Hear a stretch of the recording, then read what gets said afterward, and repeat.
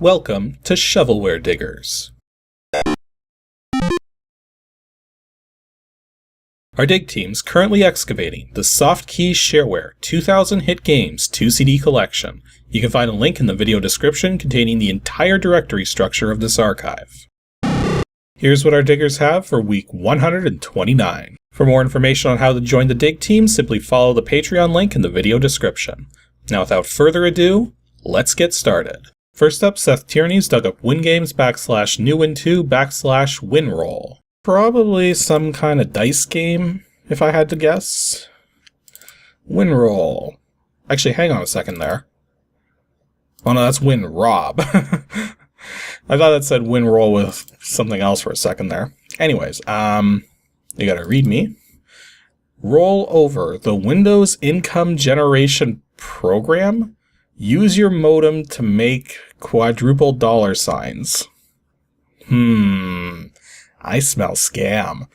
But let's see here. To learn the details of the rollover program, simply run rollover using the file manager. In order for the program to work, you must have all 5 files. And of course, VB Run 200 is not included, but that's in my Windows sys now, because so many programs don't include that. Okay. Try it out, it could be the best decision you ever make. Yeah, I'll bet. Okay, rollover.exe. Yup, mailing listings. Oh, what kind of scam do we have going here? Explanation of the system. Welcome to the Rollover mailing list system for Windows. If you have any problems running Rollover, please read the readme.txt file. Rollover is not an original idea, it is a modification of the cash flow system developed by Jeff Sanders. Came across cash flow at the time I was teaching myself Visual Basic for Windows. Decided that developing a Windows format for the system would be a nice first project. The explanation of the system that follows was taken verbatim from Mr. Sanders' cash flow system. So we've got scammers. We've got scammers plagiarizing scammers.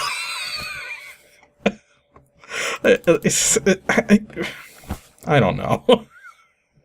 Well, first of all, this isn't really a game.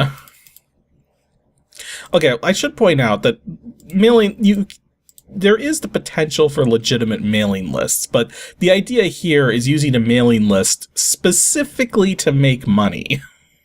And that's kind of like, yeah.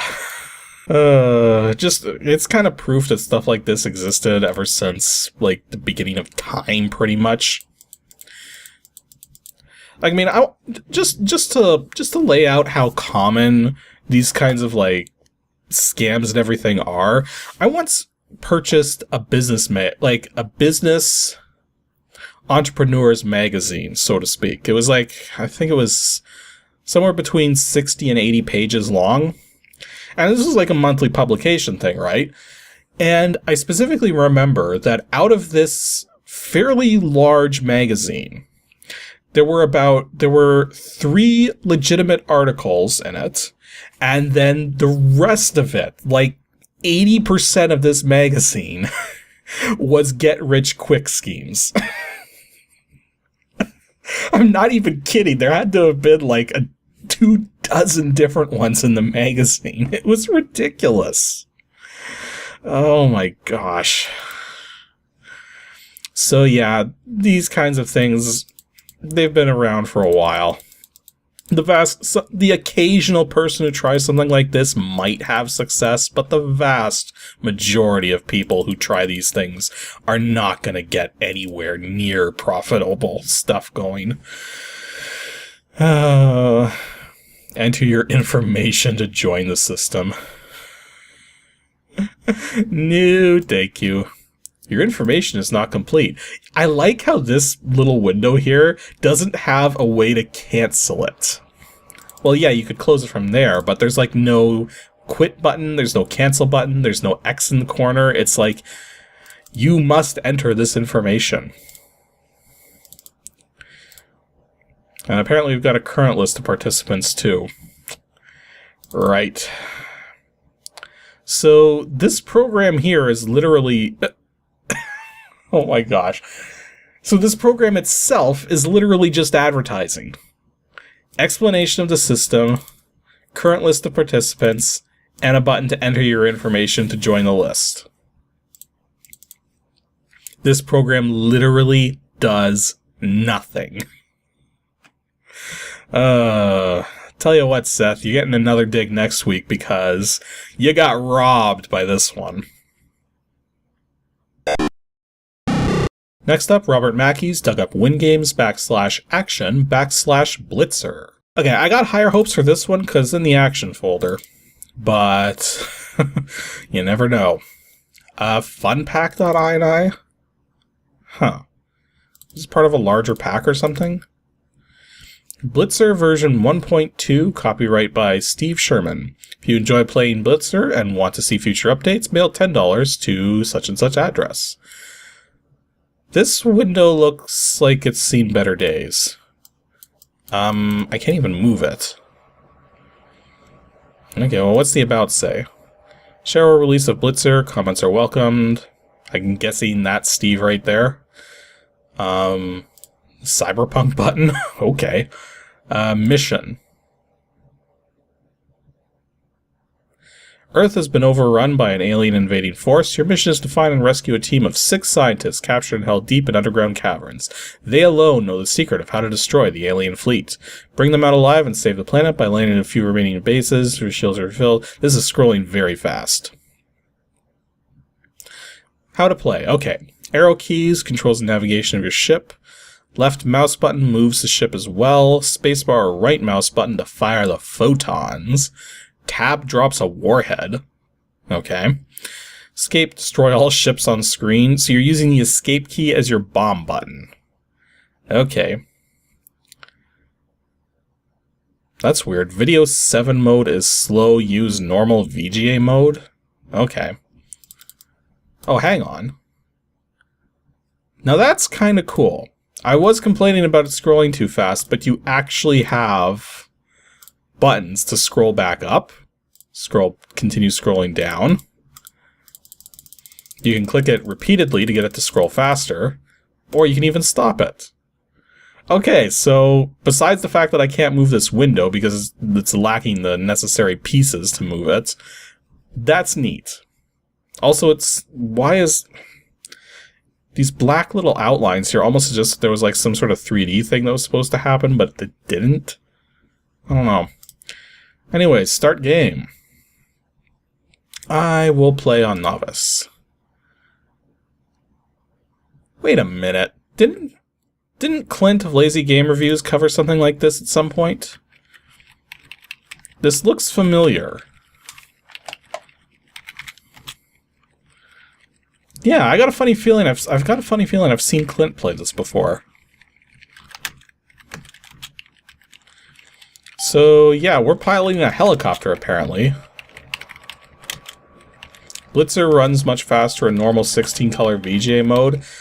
Given these controls, I don't know if I want it to run faster.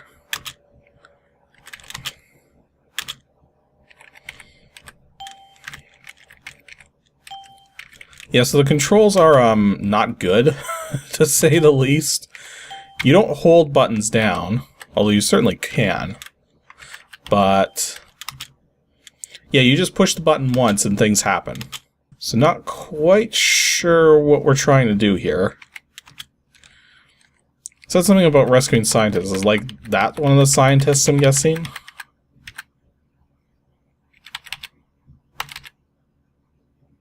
Okay. I kind of felt like a crash landing, but apparently that was successful. So let's see here. Now, is this a landing pad? Can we like restock if we land here?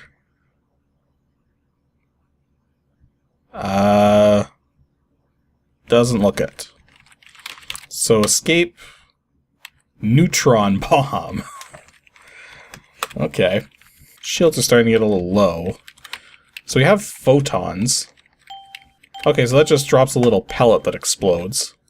And my shields just ran out. So I just lost a ship. Why does it call it ships when I'm clearly in a helicopter? So my helicopter is now a ship. Brilliant. Oh, and it just occurred to me that I don't have my headphones on, so I haven't been able to hear this game's glorious sound effects, if it has any. do have to say, though, for a game that's action-based, yet it maximizes properly, that's pretty cool. Oh no, it's making sounds. So, what's the problem? Does it not actually... It doesn't seem to have any sound effects of its own. This is using dings. So yeah, one of the things that's weird with the controls is that you actually have to push the, You actually have to push the up key multiple times to go up, but everything else, you just push it once and you go in that direction. So it's really weird like that. Yeah, like, how do you get down there? Like, do I have to... No, that didn't seem to do anything. Yeah, I gotta say, these controls are not pleasant to work with. But, like, I mean, they do work. Just not well. Okay, we actually made it underground. So, let's see what we can do here. Okay, first of all, it's really hard to see where you're going because the window doesn't scroll until you're, like, right at the edge. Okay, now what are we supposed to do? We have to shoot our way through. This is kind of actually a bit annoying, to put it mildly. I mean, apparently, supposedly I'm dead.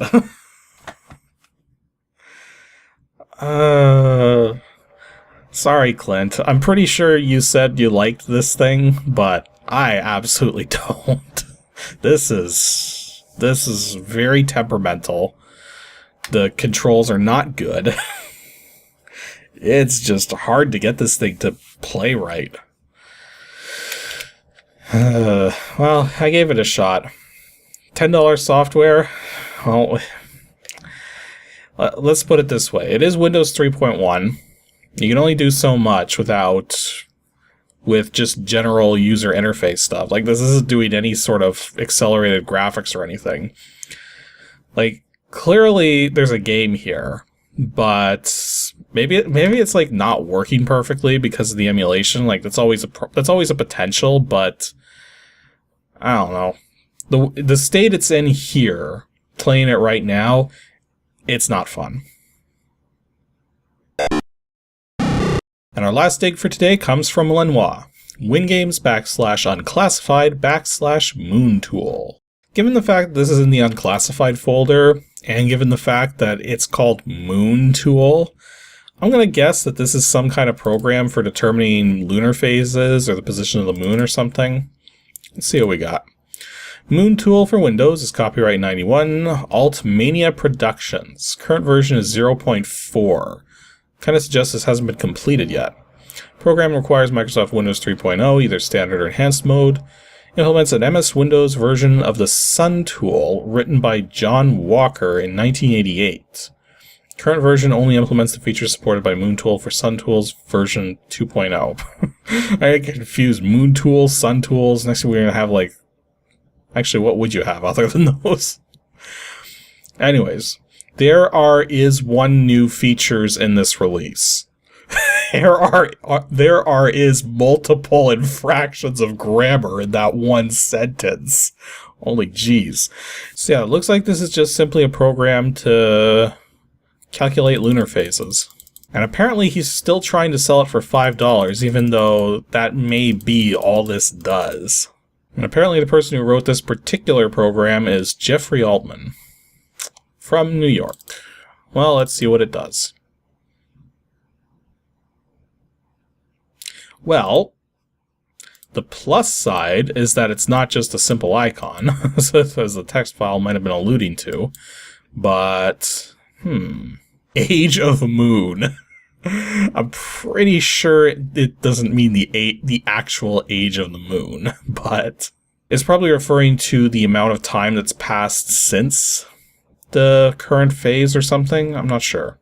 It's also calculating the distance the moon is from the Earth. So apparently 405,238 kilometers. Seems legit. Also the distance from the sun. That's kind of an interesting one, because that distance is going to be highly variable. Well, I guess for anybody who really wants this kind of information, this is quite complete.